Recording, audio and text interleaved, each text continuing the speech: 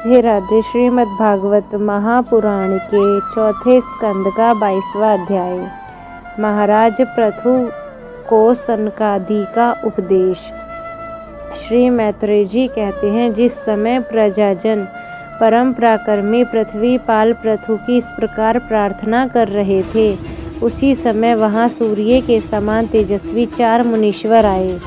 राजा और उनके अनुचरों ने उन्हें पहचान लिया कि वे सिद्धेश्वर अपनी दिव्य कांति से संपूर्ण लोकों को पाप निर्मुक्त करते हुए आकाश से उतरकर आ रहे हैं। राजा के प्राण सनकादिकों का दर्शन करते ही जैसे विषय जीव विषयों की ओर दौड़ता है, उनकी ओर चल पड़े। मानो उन्हें रोकने के लिए वे अपने सदस्यों और अनुयायियों के साथ एकाएक उठकर खड़े हो गए। जब वे मुनिगण अघर्य स्वीकार करके आसन पर विराज गए, तब शिष्टा अग्रणी पृथु ने उनके गौरव से प्रभावित हो विनयवश गर्दन झुकाए हुए उनकी विधिवत पूजा की। फिर उनके चरणोदकों का अपने सिर के बालों पर छिड़का। इस प्रकार शिष्ट जनोचित आचार का आदर करके पहचान लिया। उन्होंने यही दिखाया कि सभी सत्पुरुषों को ऐसा व्यवहार करना चाहिए। सनकादि मुनीश्वर शंकर भगवान के भी अग्रज हैं। सोने के सिंहासन पर वे ऐसे सुशोभित हुए जैसे अपने अपने स्थानों पर अग्नि देवता। महाराज पृथु ने बड़ी श्रद्धा और संयम के साथ प्रेम पूर्वक उनसे कहा। पृथु जी ने कहा, मंगल मूर्ति मुनीश्वरों, आपके दर्शन तो योगियों को भी दुर्लभ है। मुझसे ऐसा क्या पुण्य बना है जिससे स्वतः आपका दर्शन प्राप्त हुआ है, जिस पर ब्राह्मण अथवा अनुचरों के सहित श्री शंकर या विष्णु भगवान प्रसन्न हो, उसके लिए इहलोक और परलोक में कौन सी वस्तु दुर्लभ है। इस दृश्य प्रपंच के कारण महत्त्व आदि यद्यपि सर्वगत हैं, तो भी वे सर्व साक्षी आत्मा को नहीं देख सकते। इसी प्रकार यद्यपि आप समस्त लोकों में विचरते रहते हैं, तो भी अनाधिकारी लोग आपको देख नहीं पाते।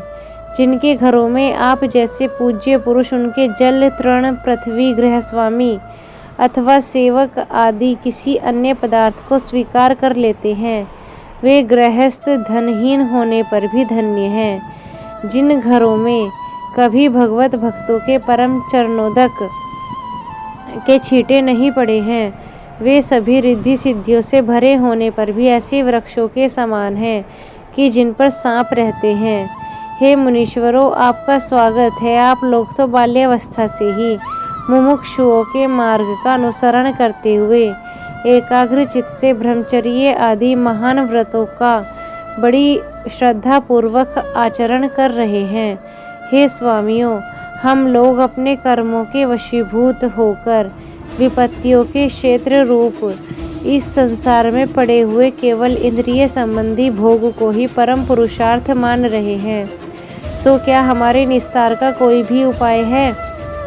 आप लोगों से कुशल प्रश्न करना उचित नहीं है, क्योंकि आप निरंतर आत्मा में ही रमण करते हैं। आप में यह कुशल है और यह अकुशल है, इस प्रकार की वृत्तियां तो कभी होती ही नहीं है।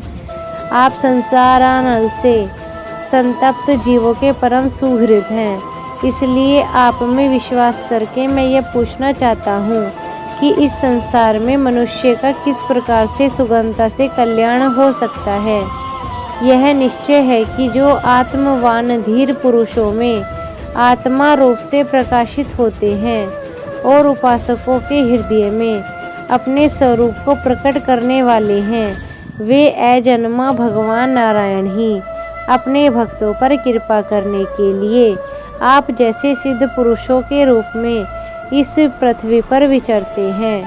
श्री मैत्रेय जी कहते हैं, राजा पृथु के ये युक्ति युक्त गंभीर परिमित और मधुर वचन सुनकर श्री सनत कुमार जी बड़े प्रसन्न हुए और कुछ मुस्कुराते हुए कहने लगे।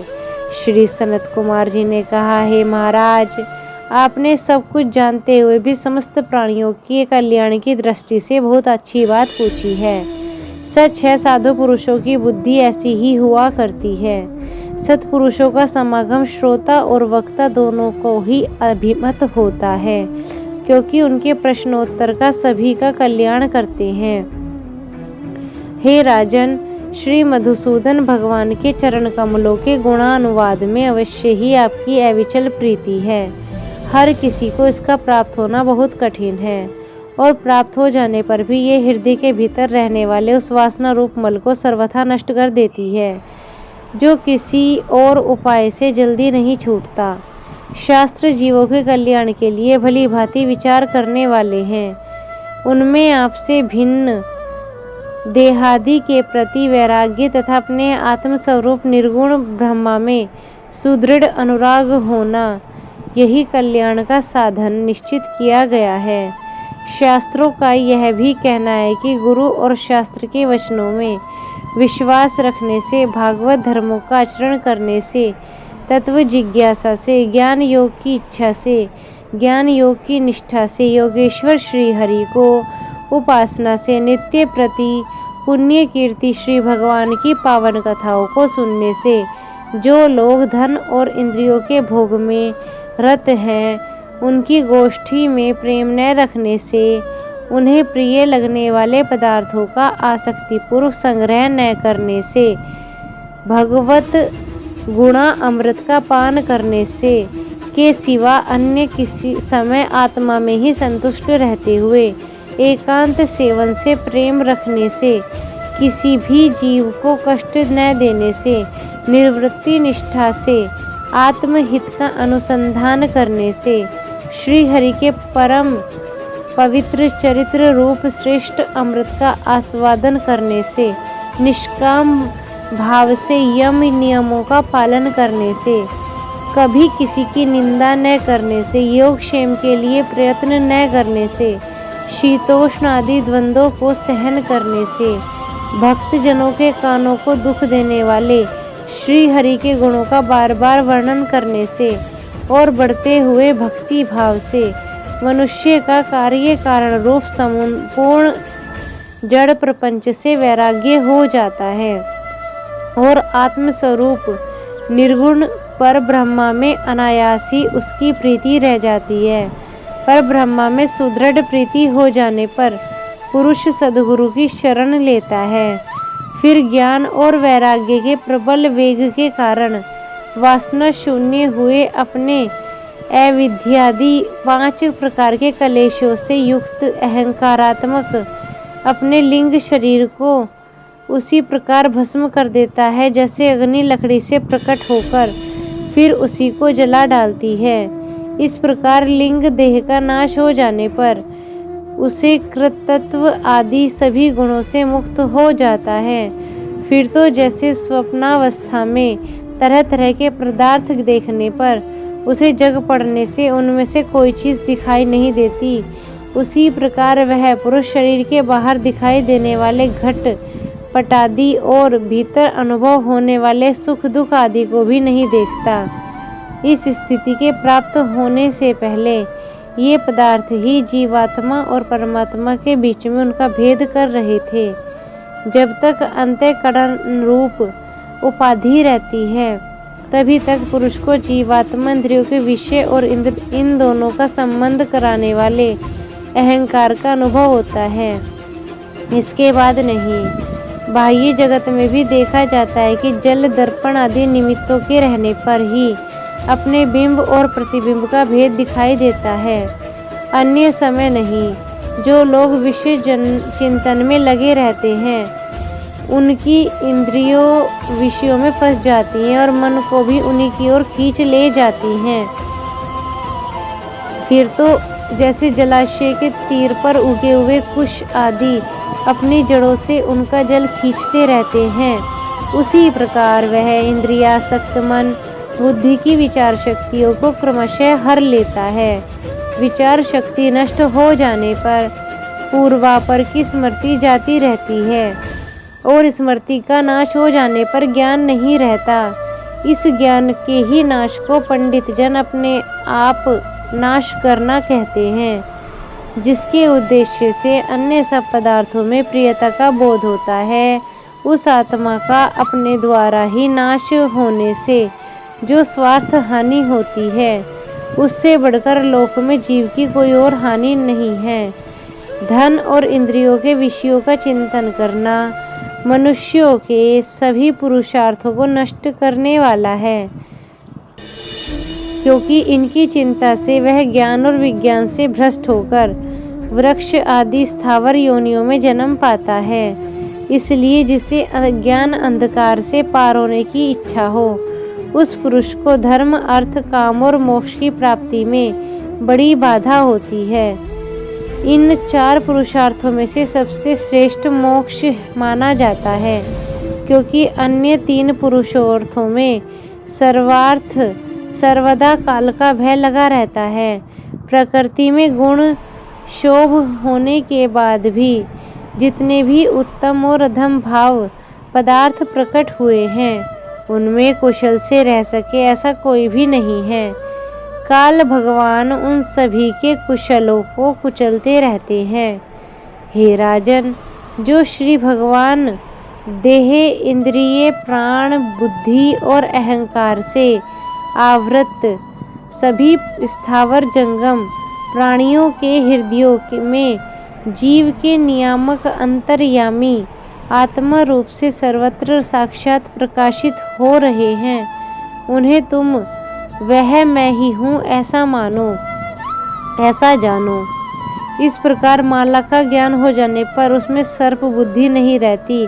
उसी प्रकार विवेकजन होने पर जिसका कहीं भी पता नहीं लगता, ऐसा मायामय प्रपंच जिसमें कार्य कारण रूप से प्रतीत हो रहा है और जो स्वयं कर्म फल कलुषित प्रकृति से परे है, उस नियम युक्त नित्य मुक्त निर्मल और ज्ञान स्वरूप परमात्मा को मैं प्राप्त हो रहा हूँ। संत महात्मा जिनके चरण कमलों के अंगुली दल की छिटकती हुई छटा स्मरण करके अहंकार रूप हृदय ग्रंथि को जो कर्मों में गठित है, इस प्रकार छिन्न भिन्न कर डालते हैं कि समस्त इंद्रियों का प्रत्याहार करके अपने अंतःकरण को निर्विषय करने वाले सन्यासी भी वैसा नहीं कर पाते। तुम उन सर्वाश्रय भगवान वासुदेव का भजन करो, जो लोग मन और इंद्रिय रूपी मगरों से भरे हुए इस संसार सागर को योग आदि दुष्कर साधनों से पार करना चाहते हैं, उनका उस पार पहुंचना कठिन है, क्योंकि उन्हें कर्णधार रूप श्री हरि का आश्रय नहीं है।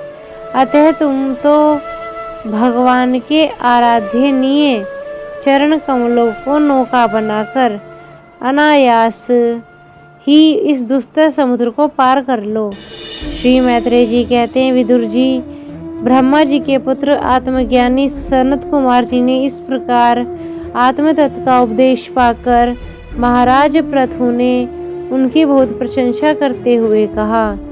महाराज पृथु ने कहा, हे भगवान, दीन दयाल श्री हरि ने मुझ पे पहले ही कृपा की थी, उसी को पूर्ण करने के लिए आप लोग पधारे हैं। आप लोग बड़े ही दयालु हैं। जिस कार्य के लिए आप लोग पधारे थे, उसे आप लोगों ने छितर संपन्न कर दिया है। अब इसी के बदले में आप लोगों को क्या दे सकता हूँ? मेरे पास तो शरीर और इसके साथ जो कुछ है, वह सब कुछ महापुरुषों का ही प्रसाद है। हे ब्रह्मांड, प्राणी, स्त्री, पुत्र, सब प्रकार की सामग्रियों से भरा हुआ भवन, राज्य, सेना, पृथ्वी और कोश, यह सब आप ही लोगों का है। अतः आपके ही श्री चरणों में अर्पित है। वास्तव में तो सेना, पतित्व, राज्य, दंड विधान और संपूर्ण लोकों के शासन का अधिकार तो वेद शास्त्रों के ज्ञाता ब्राह्मणों को है। ब्राह्मण अपना ही खाता है, अपना ही पहनता है, अपनी ही वस्तु दान देता है। दूसरे क्षत्रिय आदि उसी की कृपा से अन्न खाने को पाते हैं। आप लोगों वेद के पारगामी हैं। आपने आध्यात्म तत्व का विचार करके हमें निश्चित रूप से समझा दिया है कि भगवान के प्रति इस प्रकार की अभेद भक्ति ही उनकी उपलब्धि का प्रधान साधन है। आप लोग परम कृपालु हैं, अतः आपने इस दीन का उद्धार करने के लिए सर्वदा मुझे संतुष्ट किया है और मेरे से आप संतुष्ट रहिएगा। आपके इस उपकार का बदला कोई क्या दे सकता है? उसके लिए प्रयत्न करना भी अपनी हंसी कराना ही है। श्री मैत्रेय जी कहते हैं, हे विदुर जी, फिर आदि राज प्रथु ने आत्मज्ञानियों में श्रेष्ठ सनकादि की पूजा करी और वे उनकी शील की प्रशंसा करते हुए सब लोगों के सामने आकाश मार्ग से चले गए। महात्माओं ने अग्रगणीय महाराज प्रथु से उनसे आत्मोपदेश पाकर चित्त की एकाग्रता में आत्मा में ही स्थित रहने के कारण अपने को कृतकृत्य सा अनुभव करने लगे। वे ब्राह्मण अर्पण से बुद्धि के समय, स्थान, शक्ति, न्याय और धन के अनुसार सभी कर्म करते थे। इस प्रकार एकाग्र चित्त से समस्त कर्मों का फल परमात्मा को अर्पण करके आत्मा को कर्मों का साक्षी व प्रकृति से अतीत देखने के कारण वे सर्वथा निर्लिप्त रहे।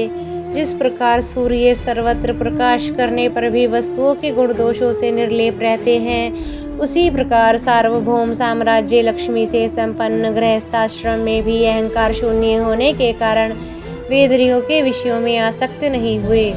इस प्रकार आत्मा में निष्ठ होकर स्थित होकर वे सभी कर्तव्य कर्मों का यथोचित रीति से अनुष्ठान करते हुए उन्होंने अपनी भार्य आर्ची के गर्भ से 5 पुत्र उत्पन्न किए। उनके नाम थे विजेताश्व, धूम्रकेश, हरियक्ष, द्रविण और व्रक। महाराज प्रथु भगवान के अंश थे। वे समय समय पर जब जब आवश्यक होता था जगत के प्राणियों की रक्षा के लिए अकेले ही समस्त लोकपालों के गुण धारण कर लिया करते थे। अपने उदार मन, प्रिय और हितकर वचन, मनोहर मूर्ति और सौम्य गुणों के द्वारा प्रजा का रंजन करते रहने से दूसरे चंद्रमा के समान उन राजा का नाम सार्थक हुआ। सूर्य जिस प्रकार गर्मी में पृथ्वी का जल खींचकर वर्षा काल में पुनः उसे पृथ्वी पर बरसा देता है तथा अपनी किरणों से सबको ताप पहुँचाता है, उसी प्रकार वे कर रूप से प्रजा का धन लेकर दुष्काल आदि के समय मुक्त हस्त से प्रजा के हित में लगा देते थे। तब सब पर अपना प्रभाव जमाए रखते थे। वे तेज में अग्नि के समान दुर्धर्ष, इंद्र के समान अजय, पृथ्वी के समान क्षमाशील और स्वर्ग के समान मनुष्यों की समस्त कामनाएं पूर्ण करने वाले थे। समय समय पर प्रजाजनों को तृप्त करने के लिए वे मेघ के समान उनके अभिष्ट अर्थों के खुले हाथ से लौटाते रहते थे। वे समुद्र के समान गंभीर और पर्वत राज सुमेरु के समान धैर्यवान भी थे।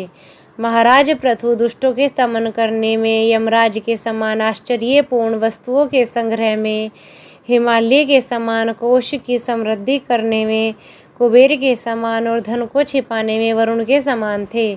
शारीरिक बल, इंद्रियों की पटुता और पराक्रम में सर्वत्र गतिशील वायु के समान और तेज की असह्यता में भगवान शंकर के समान थे। सौंदर्य में कामदेव के समान, उत्साह में सिंह के समान, वात्सल्य में मनु के समान और मनुष्यों में आधिपत्य में सर्वसमर्थ ब्रह्मा जी के समान थे। ब्रह्म विचार में बृहस्पति, इंद्रिय जय साक्षात श्री हरि तथा गो ब्राह्मण गुरुजन भगवत भक्तों की भक्ति, लज्जा, विनयशील तथा परोपकार आदि गुणों में अपने ही समान अनुपम थे। लोग त्रिलोकी में सर्वत्र उच्च स्वर से उनकी कीर्ति का गान करते थे। इससे वे स्त्रियों तक के कानों में वैसे ही प्रवेश पाए हुए थे जैसे सत्पुरुषों के हृदय में श्री राम। राधे राधे।